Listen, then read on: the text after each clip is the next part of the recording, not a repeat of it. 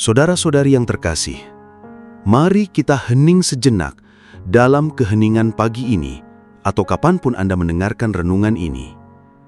Sadarilah napas Anda masuk dan keluar perlahan. Pernahkah Anda merasa hidup ini seperti kereta cepat yang tak berhenti? Kita terus berlari mengejar ini dan itu, memenuhi tuntutan demi tuntutan.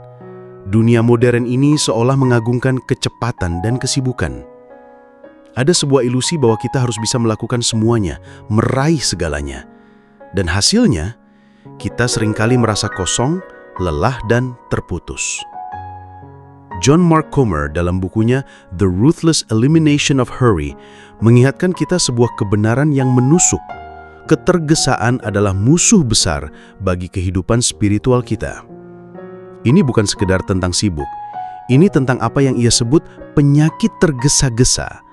Kondisi terus-menerus terburu-buru ini memutuskan hubungan kita yang seharusnya mendalam. Hubungan dengan Tuhan, dengan sesama, bahkan dengan diri kita sendiri.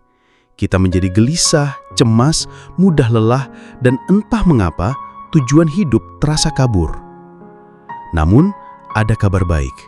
Comer menawarkan sebuah jalan keluar, sebuah cara hidup yang berbeda yang ia temukan dari Sang Guru Agung kita, yaitu Yesus Kristus. Bayangkan ini, Yesus, meskipun begitu banyak orang yang datang kepadanya, begitu banyak pelayanan yang harus dilakukan, ia tidak pernah tampak tergesa-gesa. Ia hadir sepenuhnya di setiap momen. Ia tidak pernah dikendalikan oleh jam atau daftar tugas.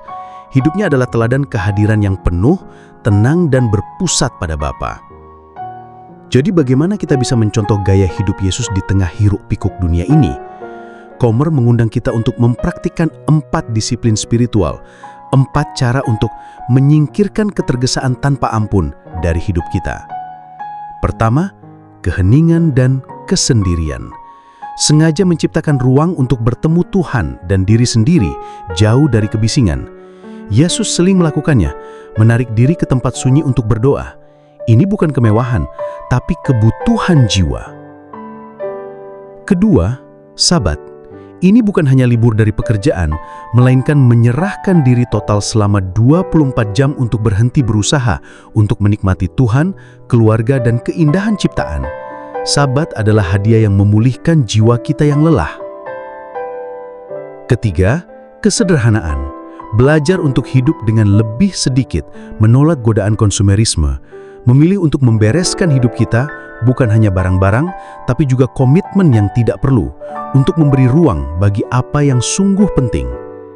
Dan keempat, memperlambat diri. Ini mungkin yang paling menantang, sengaja bergerak lebih lambat dalam aktivitas sehari-hari, berjalan kaki, menikmati makanan tanpa terburu-buru, mendengarkan dengan penuh saat berbicara. Ini tentang hadir sepenuhnya di setiap langkah, di setiap tarikan napas. Saudara-saudari, mari kita renungkan, apakah ketergesaan telah merenggut sukacita dan kedamaian Anda? Tuhan tidak pernah menginginkan kita hidup dalam kegelisahan seperti ini. Ia mengundang kita pada sebuah kehidupan yang berlimpah, yang dimulai dari kehadiran yang tak tergesa-gesa. Mari kita berani memilih jalan yang berbeda. Mari kita berani menyingkirkan ketergesaan, agar kita dapat sungguh-sungguh hidup, mencintai, dan mengenal Dia dengan lebih dalam.